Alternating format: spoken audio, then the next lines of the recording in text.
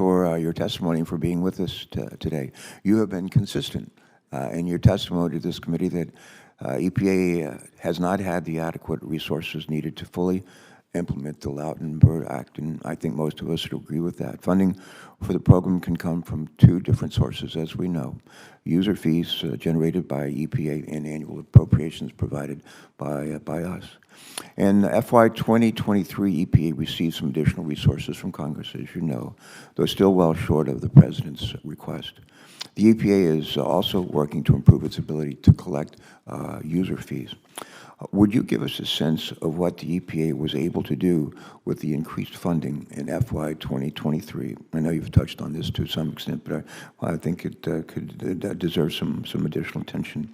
And what more would the EPA be able to do if the agency received additional funding through both annual appropriations and more effective user fee collection?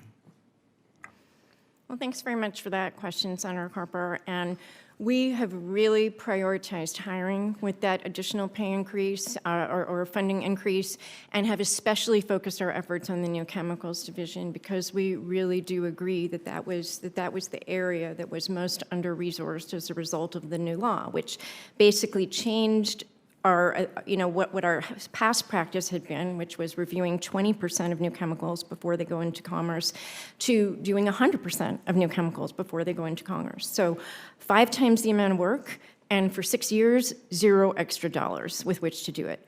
So in addition to sort of prioritizing hiring and getting people in the door and trained as quickly as possible, we've also really tried to standardize our approaches for chemistries that we know industry comes in with a lot of applications for.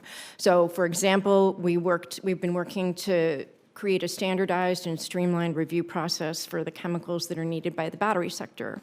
We've got a years-long collaboration with the semiconductor sector, and that has resulted in a regulatory path forward for dozens of the photoacid generators that they need to do their work. And I personally met with them a couple weeks ago, and we talked about expanding that collaboration in the future. So we've really tried to work smarter, not harder, which is something Senator Markey often says, and are going to continue to do so with the funding that we have. If we got more, we'd be able to modernize those standard operating procedures more quickly. We'd be able to modernize our science policies more quickly. We'd be able to create efficient approaches for classes of chemistries more quickly. And of course, we'd also be able to write rules more quickly and do risk evaluations more quickly, which would move through the tens of thousands of chemicals that were left unreviewed under the old law more quickly as well. All right, thank you. Before I turn to Senator Capito for her questions, I have one more I want to ask. In 2018, the previous administration, you'll recall, promulgated a user fee rule that was based on faulty data, which has limited the EPA's ability to collect user fees as intended by those of us who worked to pass the Lautenberg Act. The Biden administration has been working to update this data and revise the rule. Here's my question. Would you please explain to us where the previous rule went wrong, and how the Biden rule is proposing to correct it? And also, when do you anticipate the new rule will be finalized? Sure. Thanks for that question, Senator Carper. So the Congress expected that EPA would write a fees rule to collect 25% of our authorized TSCA costs from fees. The first fees rule didn't collect any fees until fiscal year 2019, and it exempted the costs of the first 10 risk evaluations from being subject to fees at all. And those were by far the most expensive thing that the agency was working on in those first 4 years of the law.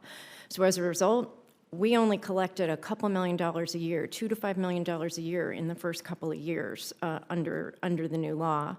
And moreover, to calculate the 25% baseline, the previous administration used the costs of the old TSCA before it was revised to expand EPA's authority. So as a result, overall, that first fees rule collected less than half of the 25% of authorized TSCA costs that Congress expected it to collect. So we've done things differently. We have tried to heed congressional direction to reflect the accurate costs of implementing the law in our proposed fees rule.